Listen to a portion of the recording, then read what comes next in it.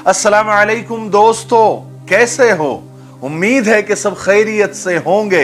अल्लाह आप लोगों को ऐसे ही खुश रखें। आज मैं आपको एक बड़ी शानदार, बड़ी जानदार एक छोटी सी कहानी सुनाता हूं, लेकिन ये कहानी बहुत अहम है, बहुत इंपॉर्टेंट है और हमारे और आपके बहुत काम की है। ये कहानी सुनकर आपको आज के हालात की और आज के महंगाई की सारी कहानी समझ में आ जाएगी। इसलिए आज की कहानी को सुनना जरूर और पूरे खेल को समझना, ठीक है? एक दुकानदार था जो रोटी का कारोबार करता था, यानी रोटी बेचा करता था। वो कई जमाने से 5 रुपए की रोटी बेचा करता था और वो दुकानदार की राजा से, बादशाह से भी अच्छे ताल्लुकात थे, दोस्त था।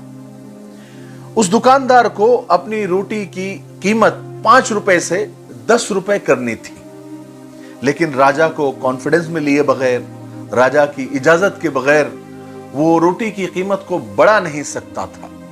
बहरहाल उसने बहुत सोचा और एक दिन दुकानदार बादशाह के पास पहुंचा और कहने लगा कि राजा जी, मुझे रोटी की कीमत 5 रुपए से 10 रुपए करनी है, आप मेरी मदद करें, कोई सुझाव दे।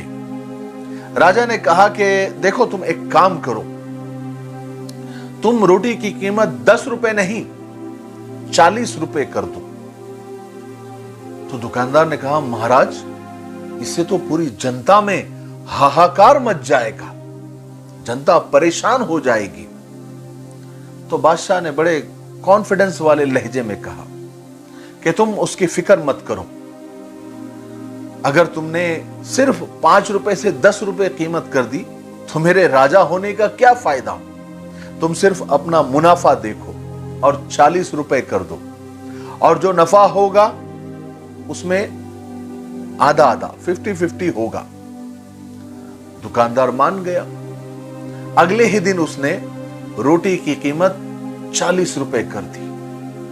अब 5 रुपए की रोटी अचानक 40 रुपए हो गई तो शहर में कोहराम मच गया, हाहाकार मच गया। सब लोग राजा के पास पहुंचे और इल्तिजा की, सरकार, यह दुकानदार हम पर जुल्म कर रहा है, 5 रुपए की रोटी 40 रुपए में बेच रहा है, आप कुछ कीजिए, आप ही कुछ कर सकते हैं, आप हमारे राजा हो। राजा ने सबकी बात सुनी और जनता के सामने फौरन अपने सिपाहियों को हुक्म दिया कि उस जालिम दुकानदार को मेरे सामने जल्दी से पेश करो। जैसे ही सिपाही गए और दुकानदार को पकड़ कर लाए और बादशाह के सामने हाजिर कर दिया। बादशाह ने झूठ मूठ का गुस्से में आकर झूठ मूठ का गुस्सा बताया और गुस्से में आकर कहा कि तुमने रोटी की कीमत इतनी बढ़ा दी जिससे मेरी जनता, मेरी आवाम परेशान हो गई। तुम मेरी जनता को भूखा मारना चाहते हो? दुकानदार भी झूठ मूठ का रोने लग गया। कहा कि सरकार, राजा साहब, मुझे माफ कर दीजिए, मुझसे गलती हो गई। बादशाह ने फौरन पूरी जनता के सामने उस दुकानदार को हुक्म दिया कि तुमने जो 40 रुपए की रोटी की है, कल के कल, बल्कि आज ही से तुम आधी कीमत में वो रोटी बेचोगे। 40 रुपए में नहीं, बल्कि आधी कीमत में, यानी 20 रुपए में तुम रोटी बेचोगे। बादशाह का यह हुक्म सुनते ही पूरी आवाम ने बुलंद आवाज में कहा कि महाराज की जय हो, महाराज की जय हो, महाराज की जय हो, बादशाह जिंदाबाद, बादशाह जिंदाबाद। अगले ही दिन से 5 रुपए की रोटी 20 रुपए में बिकने लगी। आवाम भी खुश, दुकानदार भी खुश और जनता भी खुश। यही हाल आजकल हमारा हो गया है। और आजकल तो जिस तरह से महंगाई बढ़ती जा रही है, कुछ दिन के बाद कॉल लगाने पर यह आवाज सुनाई देगी कि महंगाई एक बीमारी है, इससे बचे, कम खाए, घरों में सिलेंडर का इस्तेमाल कम करें, फटे कपड़े पहने, हो सके तो पैदल चले, पेट्रोल वाली गाड़ियां न चलाए।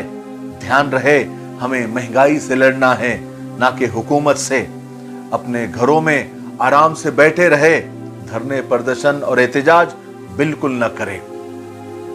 हो सकता है ये भी दिन आएंगे, क्योंकि हमारी ये मुजरिमाना खामोशी हम पर जुल्म को बढ़ाते बढ़ाते और बढ़ाते ही रहेगी, क्योंकि बेहिस अवाम बिल्कुल मेंढों की तरह होती है, जिधर हाको उधर चलती है, फिर एक दिन उसका बिस्मिल्लाह अल्लाह अकबर हो जाता है।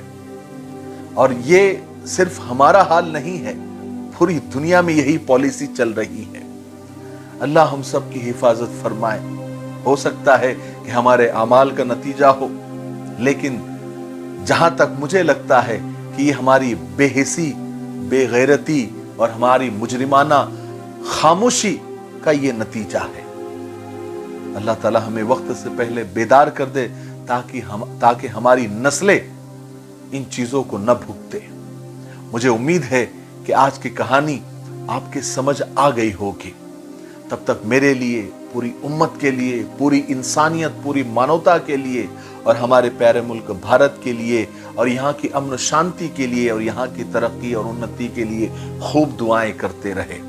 अस्सलामु अलैकुम व रहमतुल्लाहि व बरकातुहू। आला क्वालिटी के चॉकलेट होलसेल और रिटेल दाम में हासिल करने के लिए दिए गए नंबर पर राब्ता करें।